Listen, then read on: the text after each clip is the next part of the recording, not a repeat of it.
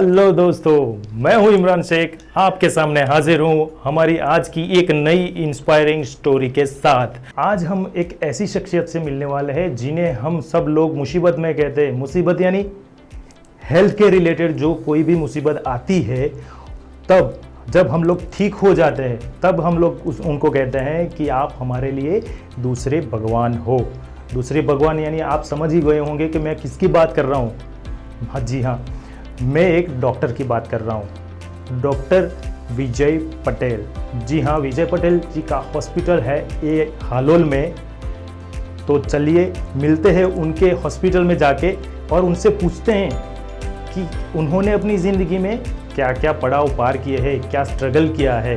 आपका टाइम ज़ाया ना करते हुए हम लोग सीधे चलते हैं उनके हॉस्पिटल और उनसे पूछते हैं। So let's go on the doctor Vijay Patels hospital.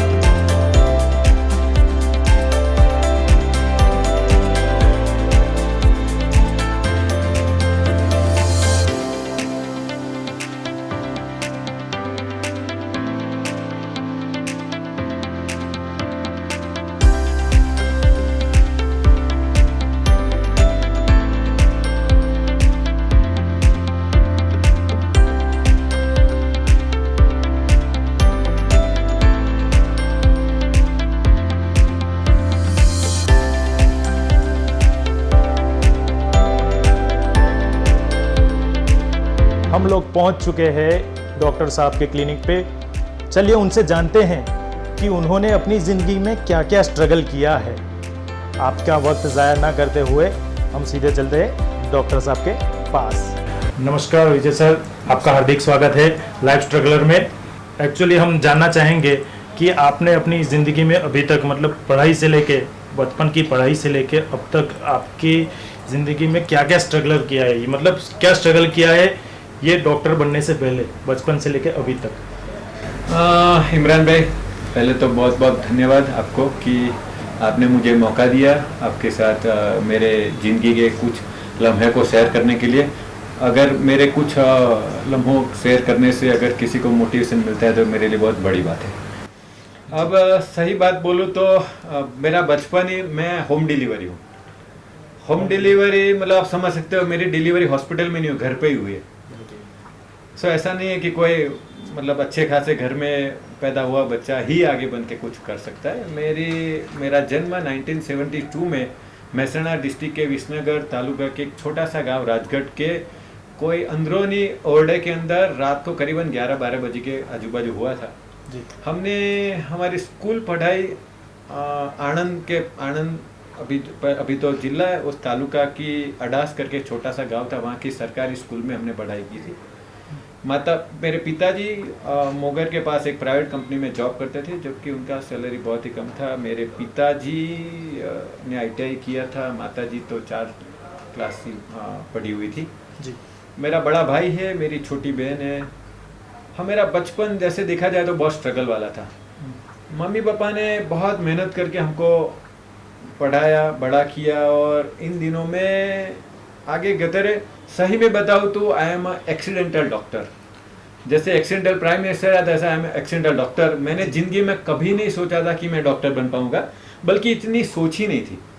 आपको जान के मतलब आप तजुर्बे होगी कि 12 स्टैंडर्ड में पढ़ रहा था, मैं दिन रात पढ़ाई करता था, बट कभी सोचा नहीं था कि डॉक्टर मेरे जैसा कोई बन सकता है। हमने सोचा था डॉक्टर मतलब कोई अलग ही लोग होते।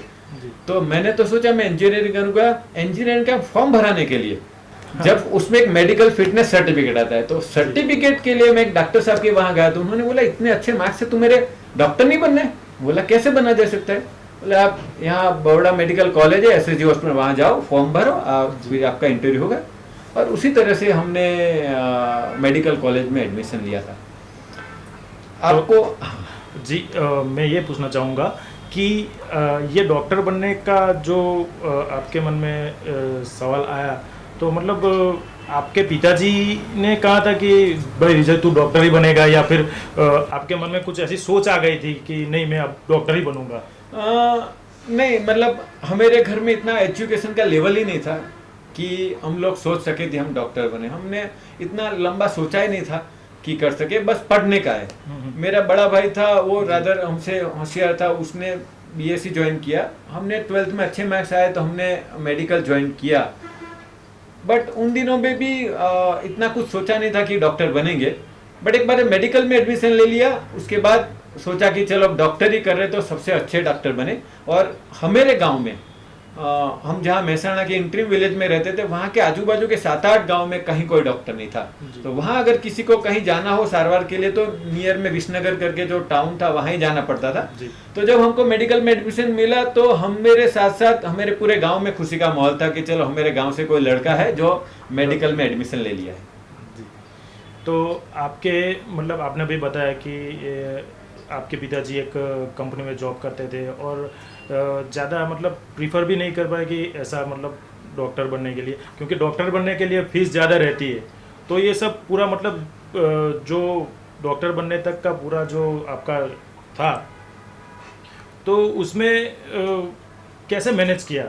आपके डैड ने कुछ तो मैनेज किया होगा कि चलो इसकी इतनी फीस है तो कैसे एडजस्टमेंट करना पड़ेगा। वैसे मैं मतलब सबसे पहला शुक्र तो ऊपर वाले का है, ईश्वर का है कि जिसने हमको इसके लिए काबिल बनाया। मम्मी पापा ने ज़िंदगी में बहुत मेहनत की है। हम लोग ने गरीबी को बहुत नज़दीक से देखा है। आपको ये बात मैं बताऊंगा तो आपको तजुर्बा होगा कि मैंने मेरी MBBS की पढ़ाई बड़ौदा मेडिकल कॉलेज से की थी। और वही कॉलेज में करीबन बहुत कुछ लोग ऐसे थे जो साइकिल पे जाते थे, तो मैंने मेरी MBBS की पढ़ाई साइकिल से की थी। उससे पहले की अगर थोड़ी स्ट्रगल की बात करूं तो हमने गरीबी को बहुत नज़दीकी से देखा है। हमारे पिताजी जो कंपनी में काम करते थे वहाँ उनको सडनली जॉब छोड़ देनी पड़ी थी बिकॉज ऑफ उनकी क्या बोलता है कि उनका खुद की ऑनेस्टी की वजह से।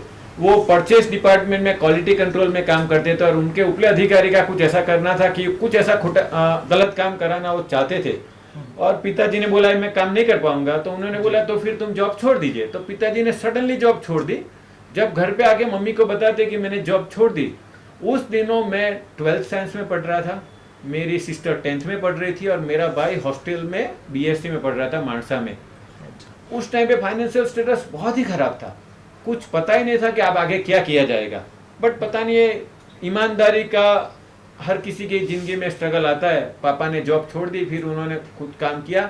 उसी दिनों में मैंने और मेरी सिस्टर ने भी ट्यूशन किए थे।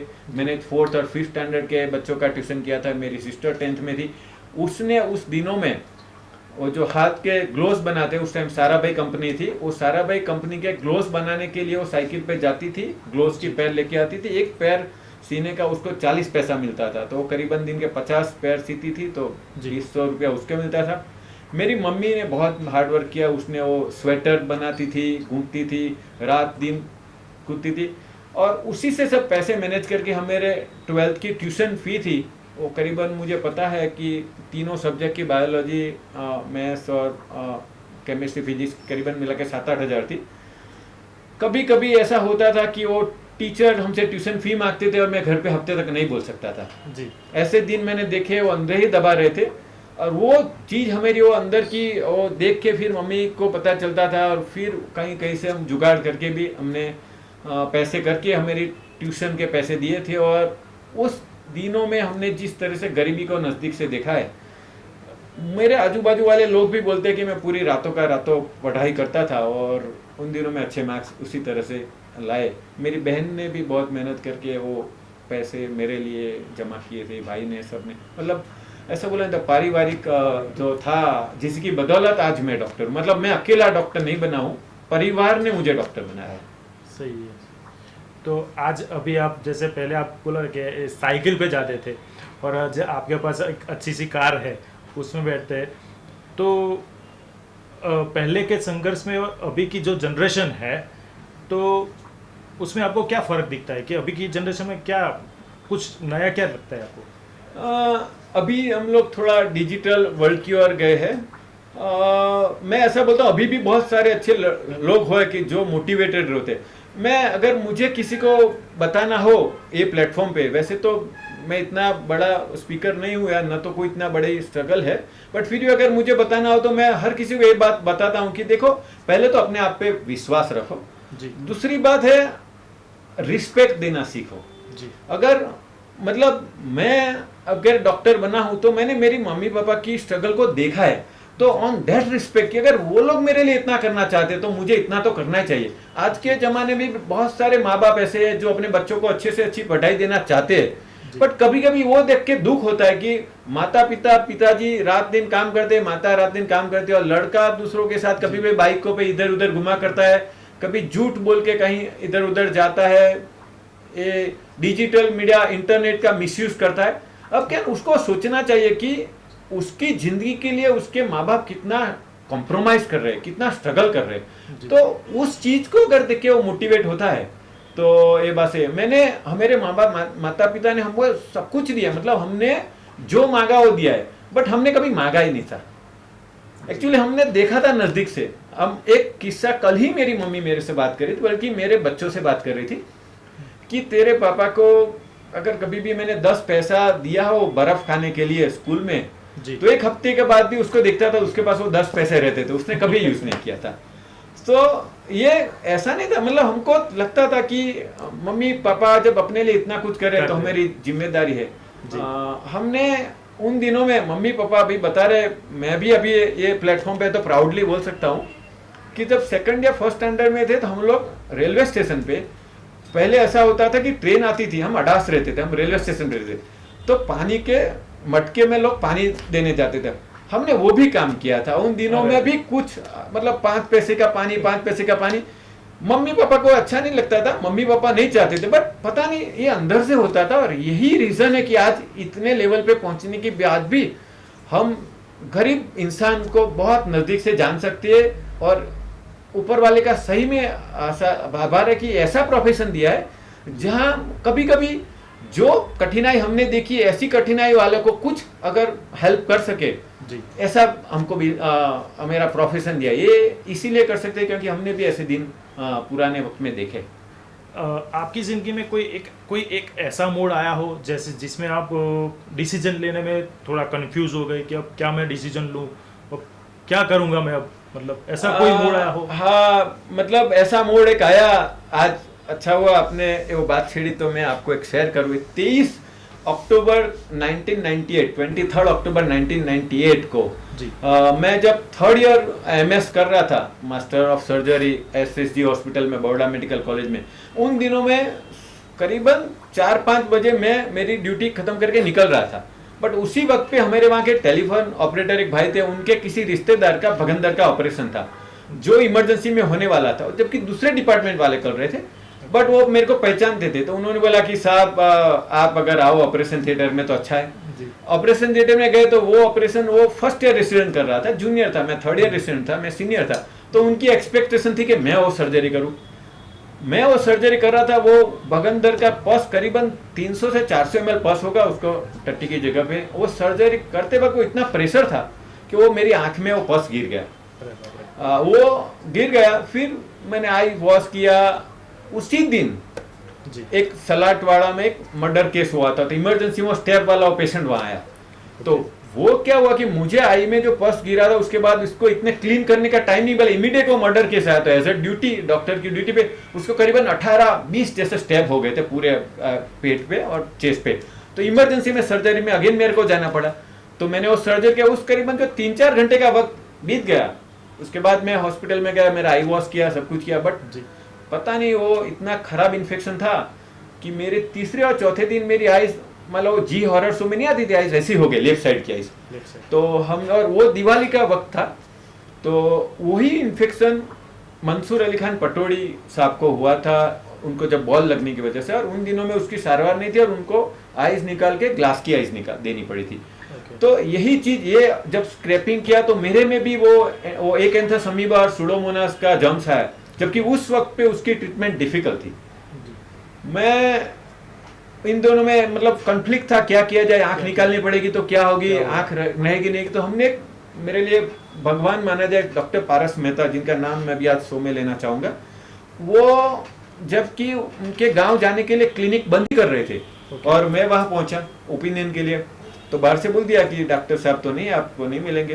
तो मैंने बोला मैं एक डॉक्टर हूँ, चाहता हूँ। तो मैडम ने फिर मुझे बुलाया, उन्होंने ट्रीटमेंट की, एग्जामिन किया। उन्होंने बोला कि देखो विजय, तो मेरी आंख का विजन की मैं गारंटी नहीं दे सकती हूँ, बट अगर ये ड्रॉप्स है, अगर ये उसको गोल्डन आई ड्रॉप करके, वो ड्रॉप्स अगर आप यूके से मंगा सकते हो, और अगर वो मिल जाते तो we can save your eyes physically, उसका फंक्शन आएगा, वो गारंटी मैं नहीं दे सकती हूँ। तो हम तो ऐसे घबराए हुए थे। तो मेरा एक दोस्त है खालिद करके, जिसका नाम मैं देना चाहूँगा अगेन, वो बंदे ने वो जिम्मेदारी ले ली, उसने DHL से यूके से मंगाए वो ड्रॉप्स आए, मेरे को डाले। करीबन 3-4-5 महीने तक मेरी ट्रीटमेंट चली। उन दिनों में मैंने सर्जरी छोड़ दिया था, क्योंकि with one I can not do. तो उन दिनों में ऐसा था कि मैं आंख में ड्रॉप्स डालूं तो भी पेन होता था, आंख खुले रखूं तो भी पेन होता था। उन दिनों में थोड़े घेन की दवाइयाँ, इंजेक्शन लेके मेरे को लेटा दिया जाता। वो बहुत टफ टाइम था। मेरे मम्मी पापा ने इतनी स्ट्रगल करके मुझे डॉक्टर बनाया था। वो लोग मेरे कॉट के आजू बाजू बैठे रहते थे, मेरा भाई, मेरी बहन, मम्मी पापा, और सबको पता नहीं था कि आगे क्या होने वाला है फ्यूचर। मैं भी बहुत, सही में बताऊं तो मैं डिप्रेशन में था उस दिनों में कि मैं भी क्या कर पाऊंगा। बट सडनली 3-4 महीने के बाद सडनली आंखों के सामने जैसे कुछ दिखना चालू, और धीरे धीरे मेरा विजन हुआ। 6 महीने के बाद मैंने दोबारा सर्जरी ज्वाइन करके रिस्टार्ट किया। So that was my rebirth. और उसके लिए मैंने वो मैडम को बोला कि मैडम मेरी फीस क्या है, मुझे आपको देना है। मैडम ने बोला 1 कप चाय। 1 कप चाय। उन्होंने पूरी 6 महीने मेरी ट्रीटमेंट की, उन्होंने बोला 1 कप चाय। तो उसी से मुझे मोटिवेशन मिला है मैं कि अगर कहीं रिलेशन मेंटेन करना हो तो पैसे से ऊपर क्या चीज होती है जी। यही दूसरी चीज वो खालिद भाई को बोला। खालिद भाई को मैंने बोला वो ड्रॉप्स के पैसे क्या, वो कब देना। वो बोला कि आज तक उन्होंने वो ड्रॉप्स के पैसे नहीं किए, न मुझे बोला है कि कीमत। बोला कि अगर किसी से कोई दोस्त को कोई मदद करते हैं तो उसे पैसे से वैल्यूएट नहीं कर सकते। अगर मैं बोल दूंगा कि इतने पैसे थे, वो पैसे तो अभी दे सकता है, बट वो वक्त जो वक्त पे दिया वो वक्त वापस नहीं आ सकता है। सो ये एक्सपीरियंस ने मुझे और लोगों का कुछ अच्छा करने के लिए मोटिवेट किया है। और उन दिनों में जो मम्मी पापा ने जो वक्त पसार किए थे, वो शायद वही चीज है। उसके बाद मेरा भगवान पे विश्वास बहुत बढ़ गया। और इसी वजह से आप जहीं भी देखोगे हॉस्पिटल में कहीं, तो आपको भगवान के फोटो जरूर मिलेंगे। बिल्कुल। और मैंने सुना है कि आपने जो अभी आपने बोला कि हेल्प की बात की है, तो जहाँ तक मैंने सुना था तो आपने एक पेड़ के नीचे बैठ के भी सर्जरी की है। क्या ये बात सही है या गलत है? मुझे ना बिल्कुल आपने सही बात छेड़ी है। आपको पता है, अच्छी कभी बात हुई होगी। एक्चुअली क्या होता है, मैंने जब मेरा MS पास कर दिया ना, तो मैं सोचता था कि मैं बड़ौदा में ही प्रैक्टिस करूंगा, क्योंकि बड़ौदा में बॉर्न एंड ब्रॉट अप जैसा हुआ। 30 साल से बड़ौदा रहे थे, तो मैं सोचता बड़ौदा।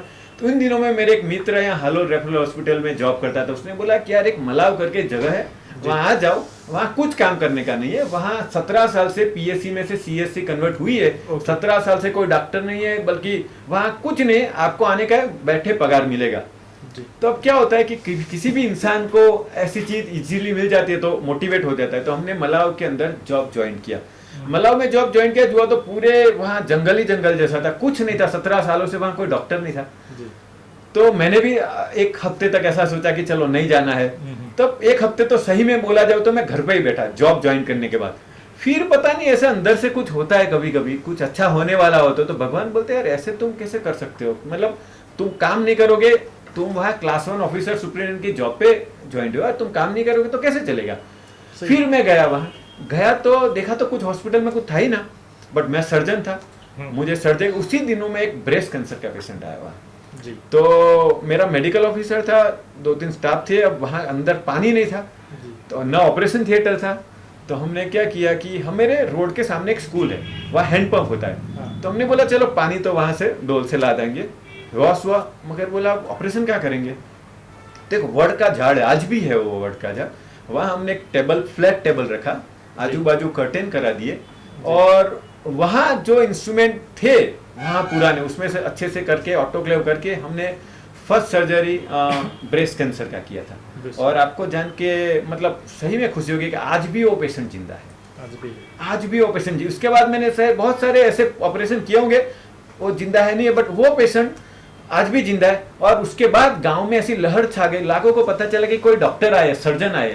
ओके। गांव लोग सामने से आए। ओके। गांव लोगों ने बोला, बोलो आप हमसे क्या हेल्प चाहते हो। हमने बोला कि चलो अपने सब लोग साथ में मिला के हॉस्पिटल को क्लीन करते। सब झाड़ बाड़ काटे, सफाई किया। उस टाइम के एमपी थे भूपेंद्र सिंह सोलंकी जी, उन्होंने हमको ट्यूबवेल बना के, उनको पता चला पानी नहीं है तो ट्यूबवेल बना के दिया। उस टाइम के एमएलए थे प्रभासिस चौहान साहब, उन्होंने वो हमको कोर्ट के लिए ग्रांट दिया। फिर गांव वालों ने क्या किया, एक कमेटी बना दी जिसमें एमपी हो, एमएलए हो और गांव वाले। उन्होंने बोला कि जो भी आता है, जैसे आप आते हो ऑपरेशन के लिए, आपको अपेंडिक्स है, आपको सब कुछ फ्री में होगा। हमने वहां एक भी पैसे, बट वो कमेटी वाले बोले आपको जो डोनेट करना हो करिए, आप एक फैन डोनेट करिए या ट्यूबलाइट डोनेट करिए या गादले कुछ, ऐसे करके हमने हॉस्पिटल बनाई थी। और उसके बाद सबके सहाय से, भगवान के आशीर्वाद से हमने वहां 3 साल में 4000 ऑपरेशन किए थे। तो आज तक आपके ऑपरेशन, टोटली आपकी लाइफ में कितने ऑपरेशंस किए होंगे अभी तक? इमरान भाई, वैसे तो मैं मतलब काउंटिंग में और रिकॉर्ड रखने में बहुत पुअर हूँ, बट जब तक मुझे पता है यहाँ करीबन मेरे हालोल के अंदर हुए 20 साल के कैरियर में करीबन मैंने 17 से 18,000 जितने ऑपरेशन किए होंगे। और बस सबका फेथ, सबका विश्वास है और भगवान के आशीर्वाद है, वो जस्ट देता है और बस सब सही अच्छे होके जाते, यही सबसे बड़ी खुशी का एक फीलिंग्स होता है हमको। तो अभी तक मतलब आपने जितना भी संघर्ष किया है अपनी ज़िंदगी में, तो हमारे दर्शकों को भी बताइए। अभी मतलब अभी की जनरेशन को जानना चाहते हैं कि हमारे दर्शकों को भी कहिए कि मतलब ज़िंदगी में आगे क्या करना चाहिए। कुछ अलग, अगर समझ लो कि कोई टफ पोजीशन आ गई हमारे, तो हम उस स्थिति में क्या डिसीजन ले। इस बीच में एक बात और मैं बताना चाहूँगा कि ऑनेस्टी ऑलवेज पेड्स। मेरे को अगर किसी को बोलना तो ऑनेस्टी ऑलवेज पेड्स। प्रामाणिकता अक्सर तुम्हें कुछ न कुछ देती है और hard work has got no substitute. अगर परिश्रम का कोई पर्याय नहीं है। मैं बताऊं ना कि देखो, मेरे दिमाग में एक हफ्ते के लिए तो थोड़ी सी गलत आ गई थी कि मैं जॉब नहीं करना चाहता हूँ। फिर मैं जब मतलब बिना जाए पैसे लेना चाहता हूँ, ऑनेस्टली बोलूँ तो। बट फिर जब मैंने काम करना चालू किया तो मैं वहाँ क्लास 1 सुपरिटेंडेंट था। मैं सुबह 5 बजे बड़ौदा से वो देहरादून एक्सप्रेस आता है 5:30 पौने 6 को, उसमें 2 ही मतलब जनरल के कोच आते थे बड़ौदा से। उसमें खड़े खड़े आता था डेरोल स्टेशन। डेरोल स्टेशन में 2 रुपए के वो रिक्शा से आता था कालोल बस स्टेशन, और कालोल से वो जीप में या तो बस में जाता था मला। उस टाइम रास्ता बहुत खराब था। 8 बजे पहुंच जाता था, मैं 8 बजे आ जाता था, इसलिए सब स्टाफ को आ जाना पड़ता था। हाँ। और उसी तरह से शाम को वापस रात को 9 बजे में घर जाता था। ये मैंने 3 साल तक किया। मैं 3 साल में, उन दिनों में मैंने पेशेंट से 1 रुपया एक्स्ट्रा नहीं लिया, ना मैं कभी चाय पीता था पेशेंट के पैसे से। वही मेरा मेरे को आज भी याद है, 18,770 रुपया सैलरी थी क्लास 1 की। उसी सैलरी से मैंने 3 साल तक सब लोगों की ट्रीटमेंट किया। और मतलब इतना प्यार मिला लोगों का, इतना प्यार, मैं इससे $1 मिलियन लो मैं बोलूँ। और आज भी जो मैं हालोल में हूँ, वो सब की मतलब बोलूँ तो सब वो रॉयल्टी है जो मलाव में मैंने ऑनेस्टली काम किया। इसलिए अगर मुझे लोगों को बताना हो तो एक चीज ये बोलूंगा कि अगर आपको कोई मौका मिला है काम करने का, तो आपको प्योरली ऑनेस्टली करना पड़ेगा। ऑनेस्टली अगर करोगे ना तो सक्सेस आपके पीछे आएगा। उस दिनों में मेरे जैसे मेरे को 1 हफ्ते लेके शॉर्ट टर्म गेन आया था, ऐसी चीजों में मत आइए। आपके वहां रहने से अगर कितने लोगों को हेल्प होती है वो आप कभी मान नहीं पाओगे। अगर क्लास 1 में जाके मैंने वहां 4000 ऑपरेशन, मैं नहीं करता तो भी चलता था, मेरा काम तो सही करने का था। अगर मैं सर्जन था तो मैंने किया, तो आज बहुत लोगों को वहां फायदा हुआ। इसी तरह से मैं, और अगर बच्चे, और मतलब 2 मिनट में आपकी लूंगा, बच्चे और बड़े दोनों को अलग अलग मैसेज देना चाहूंगा। बच्चों को वो मैसेज देना चाहूंगा कि आप अक्सर अपने पेरेंट्स को रिस्पेक्ट कीजिए। अपने पेरेंट्स, तुम्हारे पेरेंट्स तुमसे क्या चाहते हैं उसको बैठ के देखिए। आप कोई ना कोई ऐसे एडिक्शन पे चले, ये सब शॉर्ट टर्म खुशी होती है। जैसे कि मोबाइल पे आ गए, तुमने कुछ फ्रेंड्स बनाए, बाइक पे घूमे हो, इधर उधर घूमने को, ये शॉर्ट टर्म है। बट वो जो आपका कैरियर बनाने का टाइम का इन्वेस्टमेंट है, उसके से टाइम चला जाता है। हर किसी माँ बाप की एक धगस होती है कि मेरा बेटा बन के ऐसा बने, कुछ ना कुछ बने। बल्कि उनकी इच्छा होती है कि मुझे लोग मेरे बेटे के नाम से या मेरी बेटी के नाम से पहचाने। आज मुझे उस चीज का संतोष है कि मेरे माता पिता को लोग मेरे नाम से पहचानते। ये सबसे बड़ी एक सुकून है मेरे लिए। मैं ये पूछना चाहूँगा और कि आपने बताया कि माँ बाप कहते हैं कि भाई मेरा बेटा आगे बढ़े, कुछ ना कुछ बने, माँ बाप की ख्वाहिश होती है कि मेरा बेटा ये बनना चाहे, लेकिन बच्चों के मन में क्या है कि वो क्या बनना चाहते हैं, तो उसके बारे में आप क्या कहेंगे? यही मैं जो मेरा दूसरा टॉपिक था जो वडीलों को मैं बोलना चाहता था। मैं अक्सर चाहता हूं कि देखो बच्चे हैं ना, जन्म लेते आपके सामने होते, बच्चे अगर कोई मोड़ पे टर्न होते हैं वो आपके सामने होते, अगर आप वो नहीं देख पाते हो ना तो गलती आपकी है।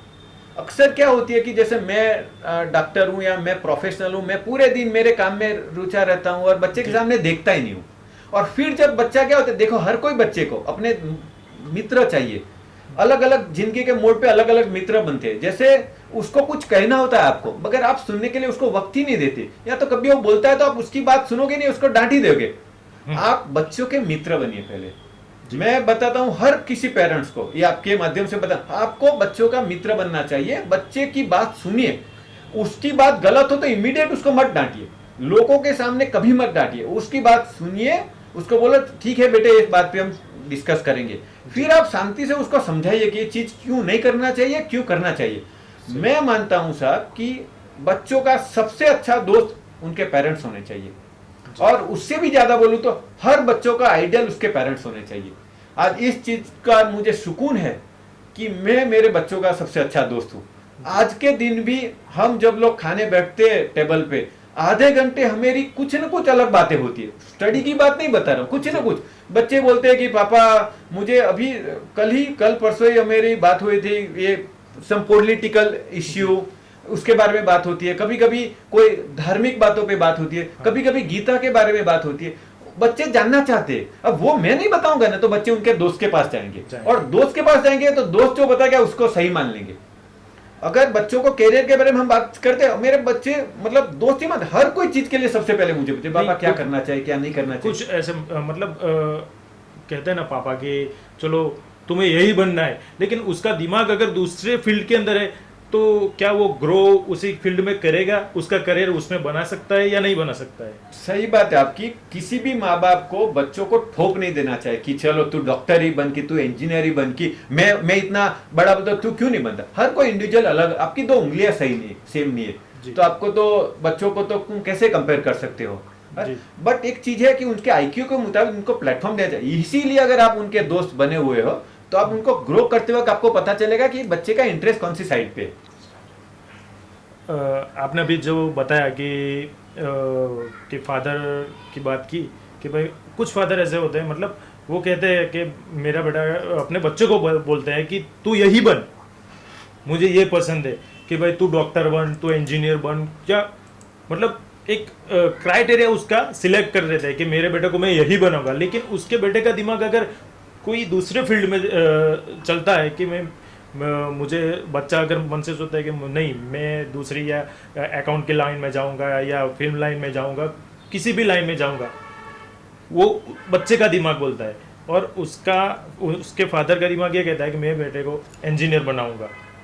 तो ये जो होता है, जो ये मतलब, तो उसके अंदर आप क्या कहना चाहेंगे कि क्या होगा? आपकी बात सही। अगर सही में बोलूँ तो अगर वो माँ बाप वो बच्चे के सही दोस्त होंगे ना तो उनको उसके ग्रोइंग फेज में पता चल जाएगा कि बच्चे की दिमाग किस दिशा में जा रहा है। वो खुद का टप थोपते, सही में बता जाऊं तो अपनी गलती को छुपाने के लिए वो बच्चे पे ठोप रहे थे, तू ये बन वो बन मैं ये था। अरे तुम उसके दोस्तों बनो। आप सोचो सचिन तेंदुलकर अगर डॉक्टर होता तो सक्सेसफुल होता? सचिन तेंदुलकर, अमिताभ बच्चन अगर डॉक्टर होते तो, क्रिकेटर होते तो सक्सेसफुल नहीं होते। समझे ना, हर किसी का एक ओन फील्ड होता है, भगवान उसको बनाने के लिए सोचा, जिस आपको उसको परखना है। हर किसी का बच्चा है ना इंटेलिजेंट है, वो इंटेलिजेंट को आपको बाहर निकालना है, इसके लिए आपको दोस्त बनना पड़ेगा। ये मैं दुख के साथ बोलूंगा कि अभी के जनरेशन में, जैसे मैं मेरी माता पिता के साथ हम लोग शाम को 7 बजे खाने बैठते थे, साथ में बैठते थे। अभी तो पापा 9 बजे कहीं आएंगे, पापा आएंगे तो मोबाइल पे कहीं बैठे होंगे, मम्मी कहीं गई होगी, बच्चे खा लेंगे, किसी का पता नहीं है। और एक्सपेक्टेशन है मेरा बच्चा तो श्रवण जैसा होना चाहिए। अरे तुम पहले दशरथ तो बनो, श्रवण का एक्सपेक्टेशन करते हो। बच्चे में सही में, बच्चे तो खिलते हुए फूल है, उनको दिशा देने की जिम्मेदारी माँ बाप की है। सो अगर गलती की बात आए तो हाँ, मैं हर माँ बाप की बात है, बच्चे भी कभी अगर मैं बोलूँ कि अगर जब से बड़े हो रहे हैं, अगर वो बच्चे अच्छी तरह से ट्रेनिंग देंगे, उसके लिए टाइम देंगे। हम लोग है ना पैसे कमाते, हर कोई इंसान कुछ साल के बाद आपको 2 चीज पूछेंगे जी। कितना कमाया वो नहीं पूछेंगे, कौन सा धंधा करते हो नहीं, आपको पूछेंगे आपकी तबीयत कैसी है, आपके बच्चे क्या कर रहे हैं। अगर इंसान को सही में इन्वेस्ट करना हो तो दो चीज में इन्वेस्ट करना चाहिए, सेहत के अंदर इन्वेस्ट करना चाहिए और अपने बच्चे के करियर के में। बच्चों को आपको दिशा दिखानी चाहिए। अगर तुम्हें जाना है जिस साइड में, उसकी दूसरी साइड में तुम कितने भी जाओगे तो इतने दूर जा रहे हो जी। और आजकल सुसाइड का केस इसी की वजह से बढ़ रहा है, क्योंकि दो चीजें, बच्चे को ठोक दिया जाता है तुम ये पढ़ो, बच्चे को अकेले नहीं दिया बस ट्यूशन करो। अरे यार दूसरे स्टैंडर्ड में पढ़ते हो बच्चे को आप ट्यूशन करवा रहे हो। अगर मुझे पूछो तो मैंने खुद 12वीं स्टैंडर्ड में ट्यूशन किया था और मेरा बच्चा अभी 11th स्टैंडर्ड में नहीं ट्यूशन कर रहा है। So this is a message, अगर आपके माध्यम से मैं सब पेरेंट्स को बुलाऊं, आपके बच्चे को आप इंटेलिजेंट बनाने की खूब में उसकी खुशियां को, बचपन को मत छीन लो। सही। बच्चे को अपनी तरह से पढ़ने दो, जो सपोर्ट होगा उसके। अब इनका बच्चा तो A+ लेके आया, इसका मैं मेरा एक किस्सा करूं। मेरे बच्चे को, मैं स्कूल का नाम नहीं देना चाहता हूं, वो बोलते हैं कि आपका बच्चा तो ये इंटेलिजेंट ऐसा लिख के आया था, करीबन I think it was in a senior KG, इतना है, ये फ्लुएंट है। मैं खुद गया स्कूल में, मैंने बोला कि साहब इसको 1 से 10 बोलना नहीं आता है, आप ऐसा क्यों लिखते हो? मतलब जो है वो बताओ, फैक्ट बताओ कि भाई नहीं है तो मैं थोड़ा ऐसा बोलूंगा कि उसका IQ है। और अभी वो बच्चा अभी रिसेंटली 10th की एग्जाम में A+ लेके आया विदाउट ट्यूशन क्लास। अभी 11th में ही is without tuition class. So माँ बाप को बोलो कि बच्चे को दो, वो क्रिकेट पढ़ना चाहता है, वो क्रिकेट खेलता है आज के दिन में, अभी भी वो फुटबॉल खेलने जाता है, जबकि 11th में जाने देता हूँ, उसका खुद का भी पर्सनल लाइफ होता है ना। और अभी जो एजुकेशन की बात करें तो एजुकेशन के अंदर अभी ऑनलाइन है कोविड की वजह से, और जो अभी ऑनलाइन कोर्सेज मतलब जो चल रहे हैं, जो सिलेबस चल रहे हैं मतलब, तो उसमें आप क्या कहना चाहिए कि कुछ बच्चे मोबाइल लेके बैठ जाते हैं कि भाई चलो मेरा क्लास है लेकिन खेलते हैं गेम। अगेन उसी में आपकी बात करूँ, वही माँ बाप का फॉल्ट मैं बताता हूँ। माँ बाप कभी दोस्ती नहीं बने। जैसे मेरी बेटी 11th में थी और मतलब जब कोविड, अभी उसने 12th खत्म किया, अभी वो नीट की एग्जाम दे रही है। तो हम दोनों ने, मैं कोविड में था तो कोविड में क्या शुरुआती वक्त में मतलब 3 बजे के बाद में फ्री हो जाता था, तो हम दोनों बैठ के साथ में यूट्यूब से वीडियो निकालते थे, कौन से टीचर का क्या पढ़ना चाहिए। मैं क्या करता था, मैं खुद, बिकॉज मैं बायोलॉजी का स्टूडेंट हूँ, बायोलॉजी का कुछ वीडियोस देखता था, मुझे जो अच्छा लगता था मैं मेरी बेटी को बोलता, बेटे तुम ये पढ़ो देखो। हम लोगों ने उसका सिलेबस उस तरह से खत्म किया था। मैं ये एक्सपेक्ट हर पेरेंट्स से नहीं कर रहा हूँ, क्योंकि हर कोई पेरेंट्स मेडिकल या फिजिक्स लाइन के नहीं होते, बट आप बच्चों पे विश्वास रख सको इतना दोस्त आपको बनना तो जरूरी है। और हर चीज आपको फेथ तो रखना पड़ेगा। और ये चीज मैं बच्चों को भी बोलता हूँ कि बेटे आपके माँ बाप आपके फेथ रहते हैं, वो फेथ की कीमत आप समझोगे नहीं। वो फेथ में उनका परिश्रम है, उनका पसीना है, उनका सोच है, उनका पूरा जिंदगी का कैरियर है। तो आप बच्चों को भी मैं बोलूंगा कि बच्चों को भी माँ बाप के फीलिंग्स को समझ के उन्होंने, क्योंकि हर कोई माँ बाप सब एफोर्ड नहीं कर सकते, तो बच्चा आजू बाजू मतलब बच्चे को ऐसा नहीं लगे कि उसको नहीं मिला प्लेटफॉर्म। तो जब माँ बाप दे रहे तो आप भी माँ बाप को ऐसा दो कि वो माँ बाप भी आपके नाम से पहचाने जाए। जी सर, हमारे शो में आने के लिए आपका बहुत बहुत धन्यवाद। और मुझे लगता है कि आपकी इस बातों से हमारे दर्शकों को कुछ ना कुछ नया ही जानने को मिला है। So thank you so much Imran भाई, आपका खूब खूब धन्यवाद। आपने मुझे मौका दिया। मेरी तरफ से, मेरी बात से अगर किसी को थोड़ा भी मोटिवेशन मिलेगा तो मैं अपने आप को धन्यवाद मानूंगा। अगर किसी को मिलना है कभी पर्सनली कुछ आगे जानने के लिए, पढ़ने का कैसे, पेरेंटिंग के लिए कि बच्चों के साथ कैसे बिहेव किया जाए बच्चों को, तो they are most welcome. Hospital में आ सकते हैं। और मेरी आपको बहुत बहुत शुभकामनाएं हो। आपके माध्यम से सही में आप सोशल रिकंस्ट्रक्शन का काम कर रहे हो और आपको बहुत शुभकामना। आप ऐसे ही आपके वक्त में नए नए गेस्ट के साथ नई नई बातें शेयर करो और हमको भी कुछ सीखने का मिले, उससे धन्यवाद। तो ये थे हमारे डॉक्टर साहब। डॉक्टर साहब ने बताया कि मैंने डॉक्टर बनते बनते कितने पड़ावों को पार किया है। आई होप इनकी बातों से आप सबको, सभी को कुछ ना कुछ जानने को मिला होगा। अगले संडे हम फिर हाजिर होंगे एक ऐसी ही शख्सियत के साथ जिन्होंने ज़िंदगी में बहुत ही ज़्यादा स्ट्रगल किया हो। तो मिलते हैं अगले संडे, तब तक के लिए इजाज़त दीजिए। Good bye. और हाँ, हमारी चैनल को सब्सक्राइब, लाइक, शेयर करना न भूलना। Okay, good bye.